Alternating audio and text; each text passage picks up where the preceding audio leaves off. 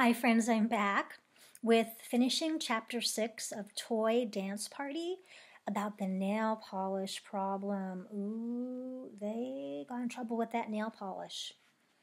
Plastic nearly twitches with surprise and relief. Honey squeezes her.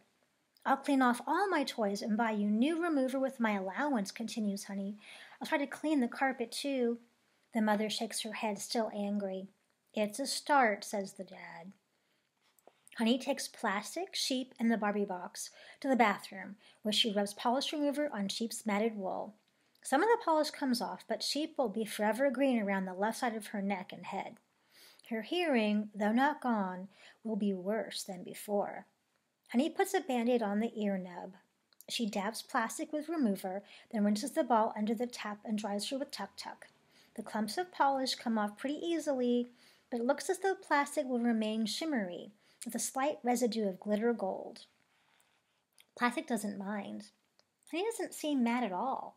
She's taking care of them. She even squeezed Plastic in an understanding way. Besides, Plastic thinks, the glittery gold looks really good. When Plastic and Sheep are as clean as they can get, Honey looks at the paintings on the Barbie box. She tries to open it. It won't open. Honey wants a cotton ball dipped in remover along the edges, but Spark has put so much sticky green along her side of the box, and Lumpy so much red on his, that the lid won't separate from the bottom. The Barbies are still inside. Honey tugs and pulls, but the box won't open. The Barbies will probably have to stay in there for a very, very long time, together with all their clothes. Honey carries Plastic and Sheep and the ruined Barbie box into the bedroom, where she places the box on top of the bookshelf so everyone can see it. She finds Lumpy, Stingray, and Spark under the bed and sets them together on the fringed pillows. Lumpy's stomach feels awful, and Stingray's body is tight with anxiety. They peek at Spark, but it's impossible to tell what the shark is thinking. Will Honey yell at them and give them timeouts in a bucket in the hallway? Stingray wonders.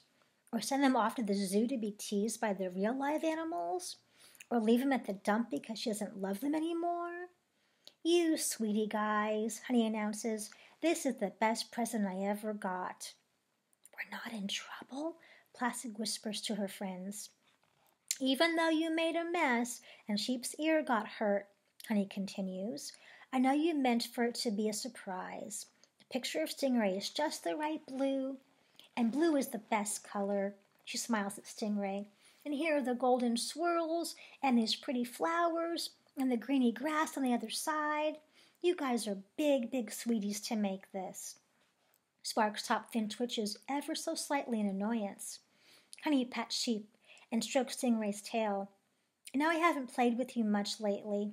She pets Lumpy's woolly back, but I love you, and I will always keep you, she swears. Stingray, Plastic, and Lumpy, Sheep and Daisy Sparkle, even Highlander and the mice. I'll keep all of you forever. What did I tell you, grumps Spark, as soon as Honey has gone downstairs for dinner. Unobservant. We're not in trouble, says Plastic, rolling a circle around her friends. She loves us forever, and she didn't mind that we were naughty. She didn't even know we were naughty, says Spark. She missed the entire point. Lumpy sniffs. She thought it was a present. It was the opposite of a present. Exactly. The shark twitches her tail and mutters, greeny grass. Humph. Stingray eyes the Barbie box. It's stuck shut, isn't it? She says wonderingly. They're not coming out again. Not for a good long while anyway, says Spark. At least we got that done.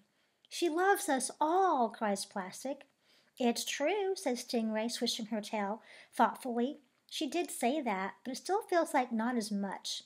Like she loves us, but not as much as she used to. But forever, says Plastic. Yes, says Stingray, forever, but not as much. That night after Honey has gone to sleep, Sheep has a tearless cry over her lost ear and her green face, and Honey growing up. It's the first time in her long, sheepy life that she's ever cried. The sobs sound like this. Urfel, Urfel, Urfel, Urfel. Plastic feels sorry for Sheep, she really does, but it's hard for her to keep still and act sympathetic. Every few minutes she rolls down the hall to bounce in front of the bathroom mirror, admiring her beautiful new sheen. "I am a gold ball," she whispers to her reflection. Lumpy understands how Sheep feels about her ear. He lost his tail a long time ago. Sometimes he still misses it. He nuzzles Sheep's face. "Herful, Herful, Herful, Herful," she sobs. Lumpy keeps nuzzling, but the Herfels keep herfling. "Should I tell a story?" asked Stingray. She lay down with Honey at 8:30, but after the events of the day found it impossible to fall asleep. Now she's on the carpet, worrying about her wounded friend. Would it help to hear a story so you can think about something else? Sheep nods. Stingray taps her flippers for attention. Spark and the toy mice scooch across the carpet to listen. Stingray thinks how nice it is to feel important and helpful. She's such a considerate and special Stingray. She's about to launch into the tale of Princess Daisy Sparkle and the fairy treasure when she looks down at her friends and remembers that's not Sheep's favorite story. It's not Lumpy's either. The toy mice aren't very interested, and Spark positively dislikes it. It's only Stingray's favorite story. Stingray really does want to tell it, though. And Stingray thinks the things that Sheep likes are boring. It would be so much more interesting to tell about Daisy Sparkle. "Herful, Herful," goes Sheep. Stingray makes a decision.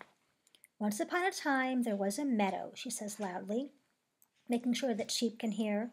"A wide grassy meadow with lots of juicy green clover. Clover so bright it almost glowed. There were goats and sheep and rabbits all living in the meadow.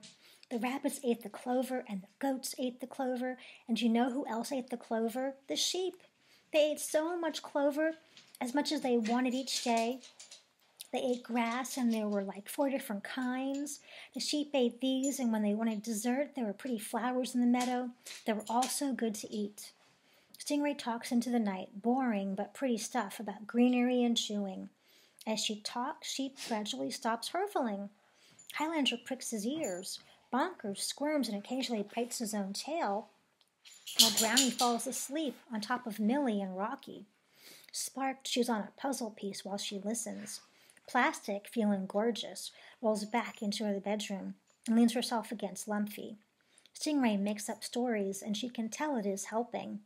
The stars twinkle outside the window, and the toys cuddle up. Everything is good again because they are together. Oh, that's all you need, friendship and love. That's the last page, friends, in this chapter book. And there they are all together listening to Stingray's really sweet story. So she did the right thing by thinking of a story that they all would like, not just her Daisy Sparkle favorite. That's what friends do. They think of each other and what they all like.